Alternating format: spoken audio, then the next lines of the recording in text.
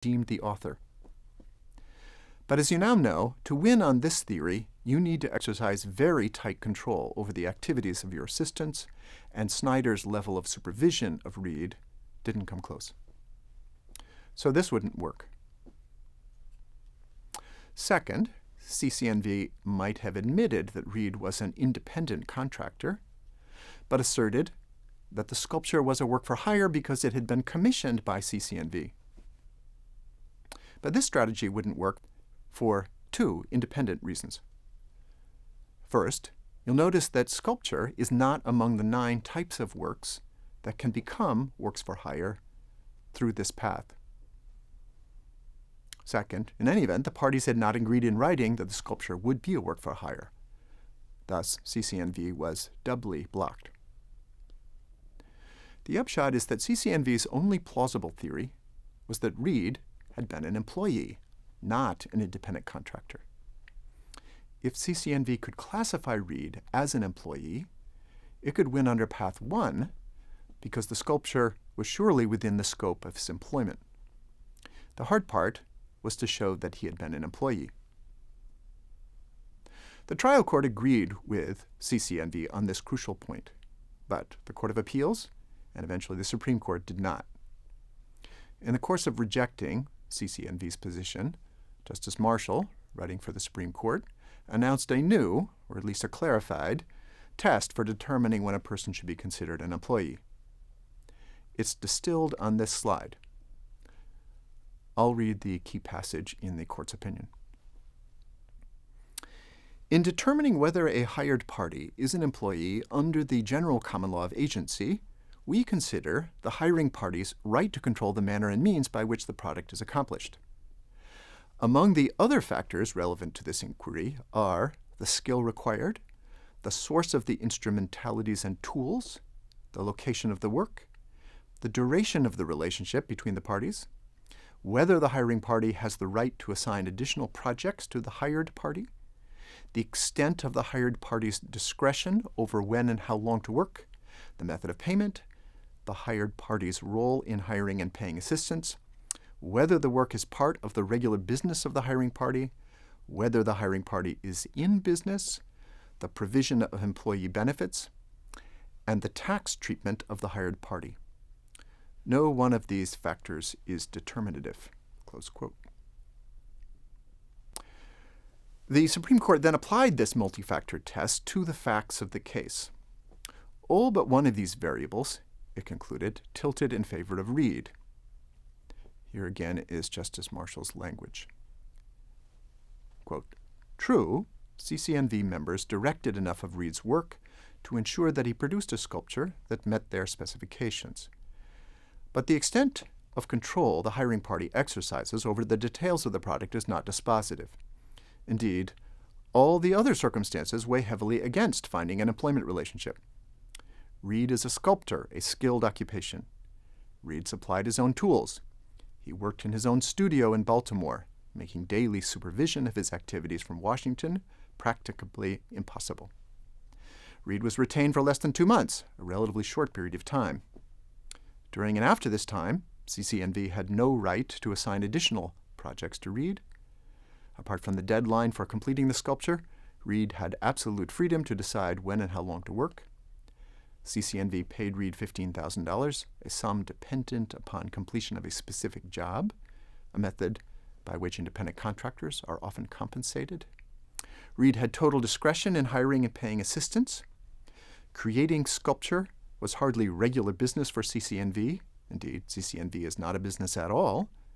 Finally, CCNV did not pay payroll or Social Security taxes, provide any employee benefits, or contribute to unemployment insurance or workers' compensation funds." Close quote. Since 1989, courts confronted with analogous disputes have relied on this list of factors to determine whether an artist in an ambiguous position should be considered an employee. A few lower courts have tinkered with the test. For example, in one case, the Court of Appeals for the Second Circuit announced that a subset of the factors, specifically those highlighted in red on this chart, are especially important and should be given extra weight. But most courts just apply the CCNV list as the Supreme Court formulated it. Disputes of this sort have not arisen terribly often in the past, but they are likely to become more common in the future. The reason is that, in many modern economies, certainly including that of the U.S., companies are decreasing their reliance on formal salaried employees and increasing their reliance on people whose relationship to the company is more attenuated. People hired for short periods of time, not given traditional employment benefits, and so forth. In most respects, this trend is bad for the workers. But in one respect, it's potentially good for the workers and dangerous for the companies. Namely, it increases the chances that copyrighted works created by these workers will not be classified as works for hire. Indeed, copyrights in these works will belong to the workers, unless until the workers assign those copyrights to the companies, their legal position will be stronger. Companies, for their part, should look out for this legal hazard. The second path to work-for-hire status seems more clearly marked. As I've already mentioned, if a work falls into one of these 9 categories, and if the commissioning party secures a signed written agreement acknowledging that it shall be deemed a work for hire, that's the end of the matter. One industry that relies heavily and effectively on this mechanism in the United States is the film industry. You'll recall, I hope, this chart showing the legal relationships among the principal participants in the making and distribution of a typical film. As I discussed in lecture number 3, the creative contributions of many people, screenwriters, actors, directors, and so forth, are pooled into a single copyrighted work, namely the audiovisual work corresponding to the finished film. Ordinarily, that copyright is held by a producer, which then enters into a distribution agreement with the studio, which then issues licenses to the various players listed at the bottom of this diagram. There's a risk lurking in this structure, which is probably apparent to you now that we've seen how the Rent case ended up.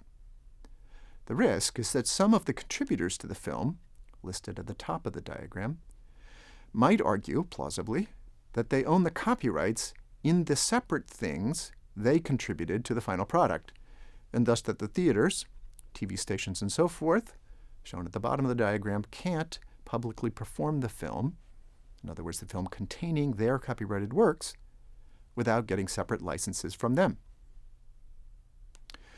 To avoid this outcome, the producer almost always obtains a contract from each of the contributors designating his or her contribution as a work for hire.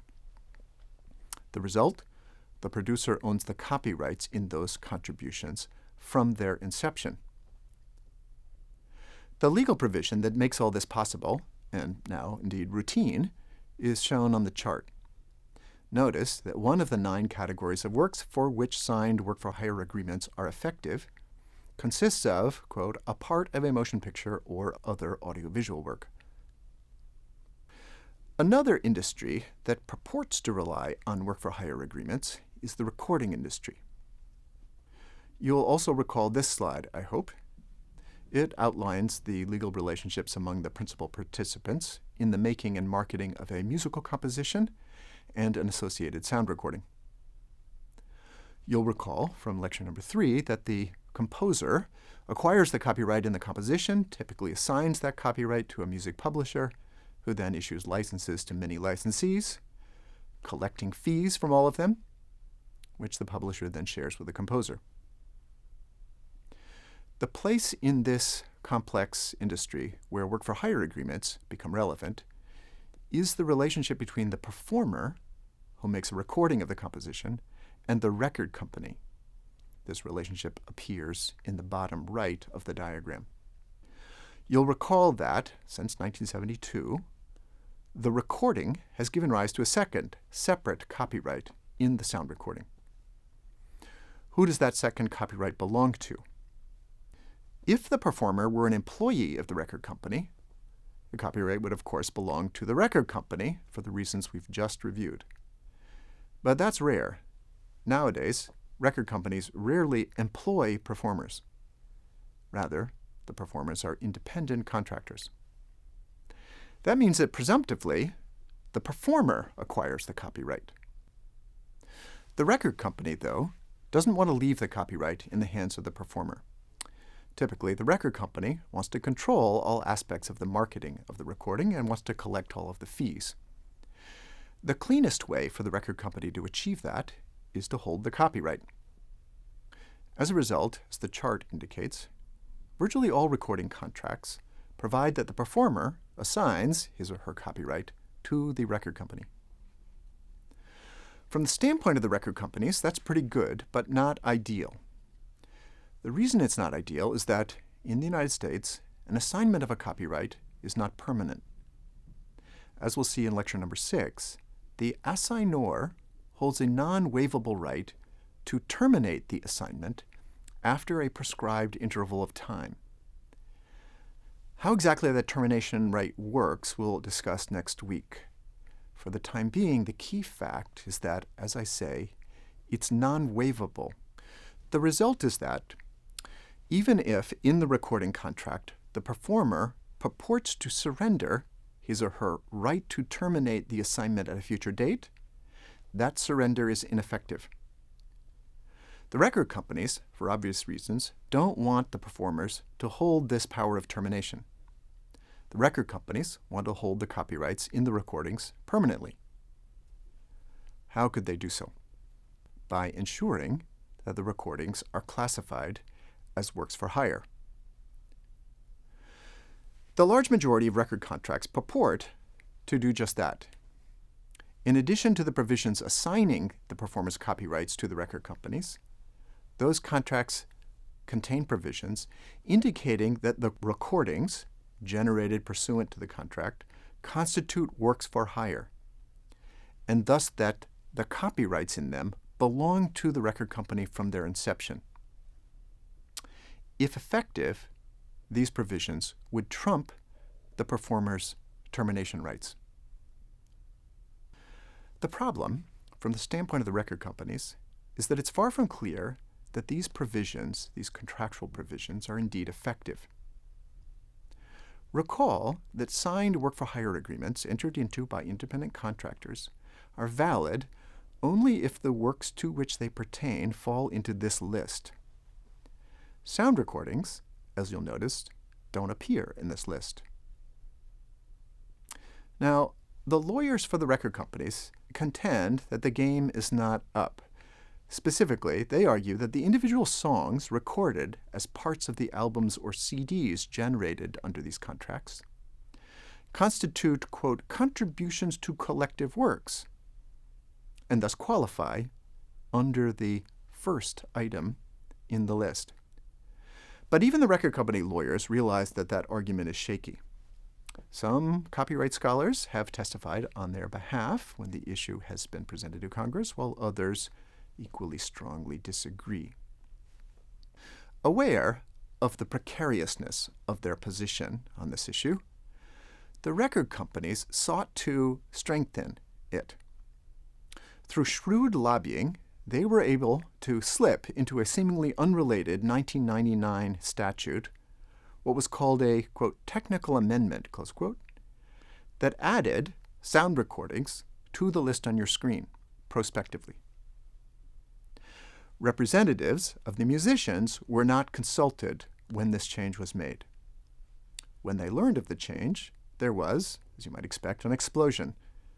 The furor resulted in congressional hearings, a report from the Copyright Office, angry letters from musicians, and so forth. In response, Congress removed the, quote, technical amendment, close quote, thus restoring the original list.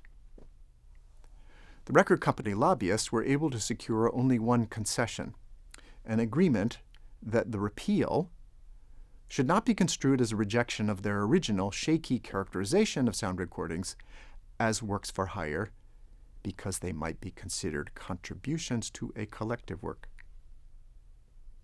The net result of this elaborate maneuvering is the very odd language shown on your screen.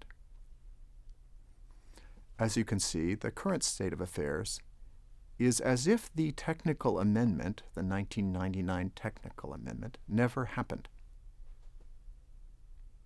So, our sound recording